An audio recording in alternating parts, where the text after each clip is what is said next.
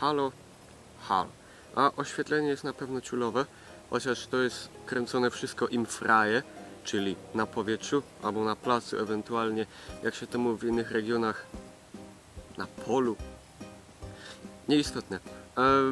Na tym kanale i tak jest jeden taki wielki śmietnik, albo hasior jak ktoś woli, że dodanie tam jeszcze raz mojej mordy nikomu nie zaszkodzi, a jako że jest taka ładna pogoda, to jakoś tak zmotywowało mnie do opuszczenia raz na te tam 30 lat stanowiska przedkomputerowego i powiedzenia paru słów o czym. Znaczy, nie chcę, żeby to było, żeby wyszło tak, że jestem inteligentniejszy niż jestem naprawdę, a to jest raczej tak skromnie w tej materii, bo to jest tak często. To jest zjawisko bardzo częste na tubie, ale nie tylko i ono jest bardzo, przynajmniej według mnie, szkodliwe. Znaczy, kiedy wychodzimy na mądrzejszych, kiedy jesteśmy, to potem ludzie wymagają od nas rzeczy, których im za cholerę nie możemy dać i to tworzy takie strasznie niezdrowe sytuacje i generalnie nikomu nie robi dobrze. I tego bym chciał uniknąć, tak samo jak robienia cięć, bo to właściwie, to jest też bardzo widoczne na YouTubie, to właściwie nie jest cięcie, to jest, jak to mawiał mój dziadek, cięcie przez rżnięcie. De facto to jest sieczka, rzeźnia. Tego bym chciał uniknąć, dlatego jak ktoś nie lubi takiego pierdzielenia głupot, czy tym dupcenia fleków, jak to się po naszemu godo, to może już w tym momencie stopnąć, ale wypełzuję z kadru. O czym chciałem powiedzieć? O takiej tendencji w grach. To nie jest nic nowego, ale jak już mówiłem, nie chcę też w zbytnią filozofię wchodzić. Mam też ograniczony mocno czas. Tak więc ja jeszcze, dzięki Bogu, pamiętam czasy jak śrubsztakiem, albo jak to się inaczej mówi, śrubokrętem wgrywałem sobie Gianna Sisters na Commodorze. Potem tą śrubkę zgubiłem, rodzina chciała mnie zabić i tak dalej, ale to już jest temat na kompletnie inną historię. I tam wiadomo, wachlowało się tą wajchą, zbierało się piorunki i tak dalej. Były też, nie pamiętam jaka jest profesjonalna nazwa, była taka gra, gdzie się leciało takim samolocikiem, niszczyło czołgi takie, które przejeżdżały na mostach. To było strasznie dawno. Potem, niedługo po tym zakupiłem sobie, właściwie to nie ja zakupiłem, dziadek mi zakupił pierwszego Pegasusa na takim Szaberplacu w Bytomiu, na ulicy bodaj Rostka.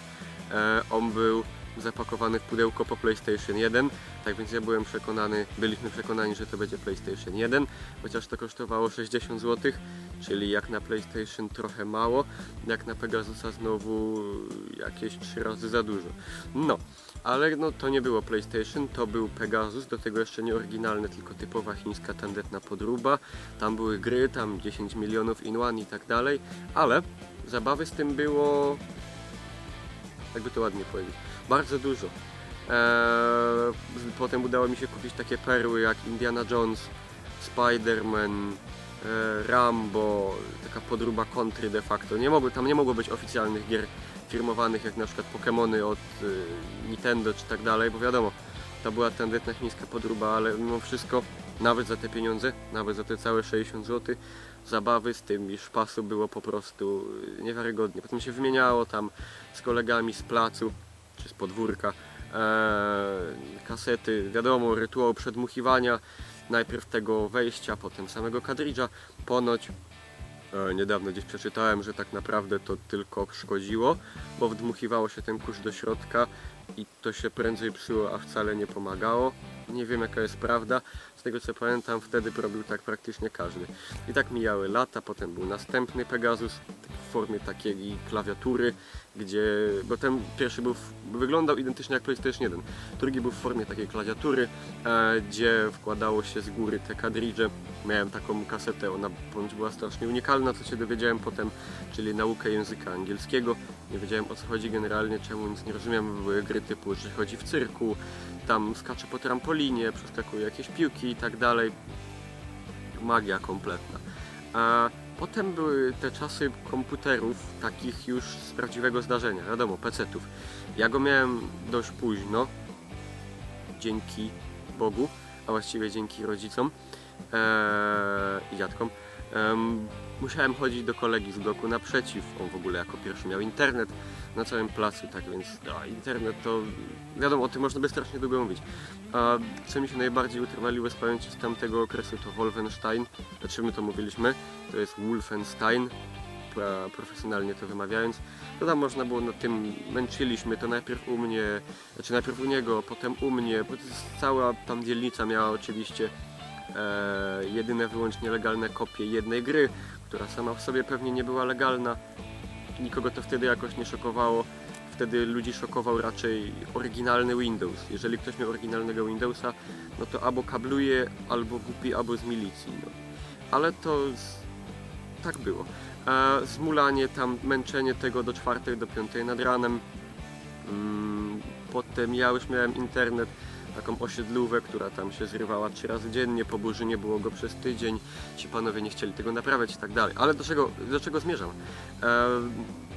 Jest taka tendencja ostatnimi czasy, nie jest coś nowego w zasadzie.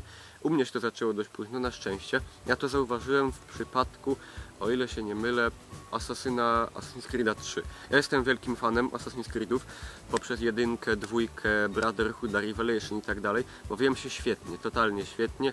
Grałem w nie na przemian i na Xboxie, bo miałem Xboxa 360, tak samo jak PlayStation, i na komputerze zabawa była naprawdę superowa. Strasznie czekałem na część trzecią i kiedy już ta część trzecia wyszła, to generalnie było takie to typowe zjawisko, że nie myślę o grze źle, bo wydałem na nią pieniądze i nie mogę się czuć stratny, bo będzie mi tam wewnętrznie tak w człowieku źle.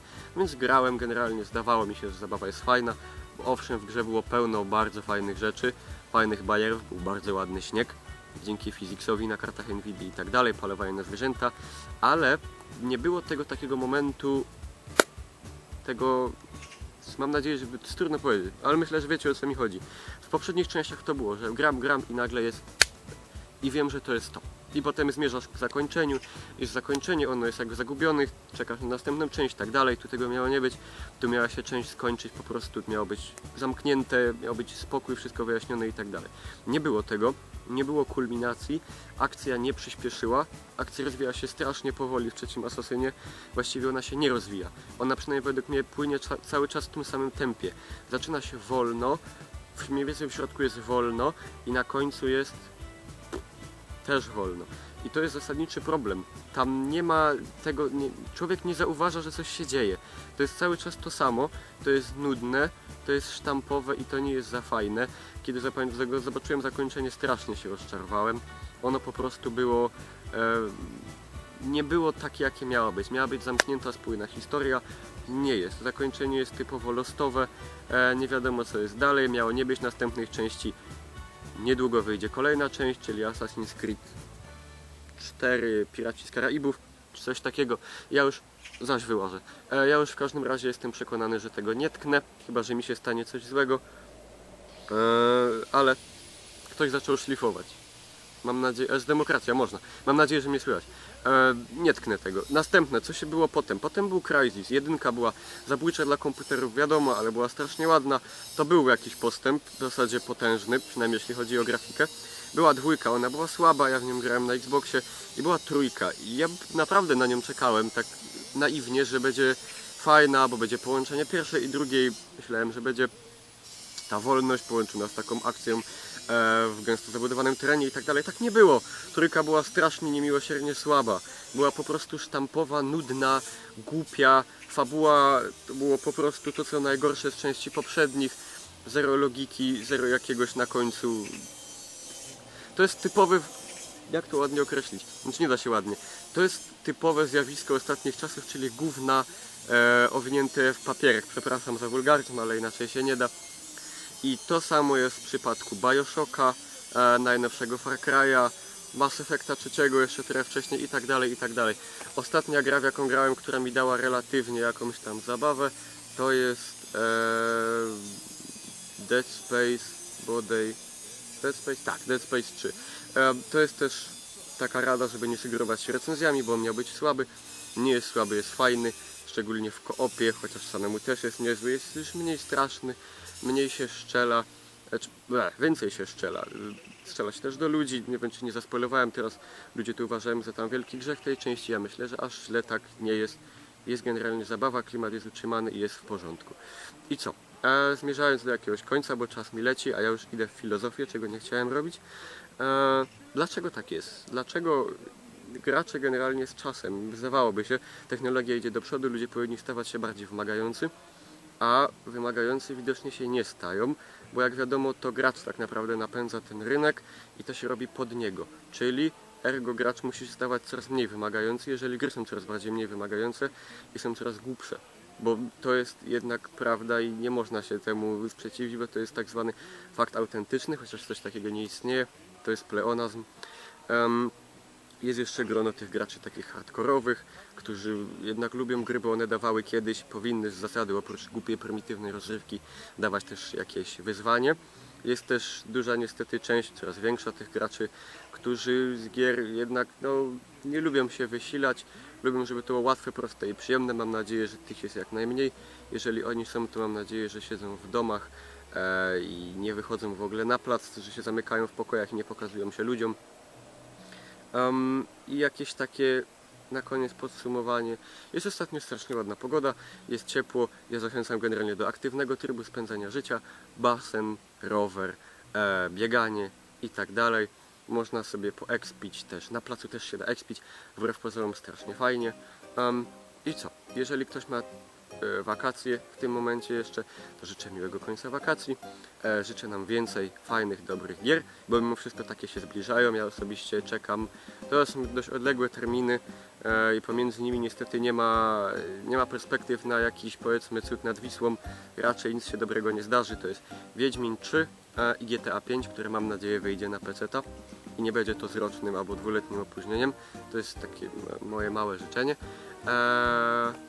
Dobrych wakacji, dobrego spędzania, aktywnego spędzania czasu i papa. Mein Schlesierland, mein Heimatland, so von Natur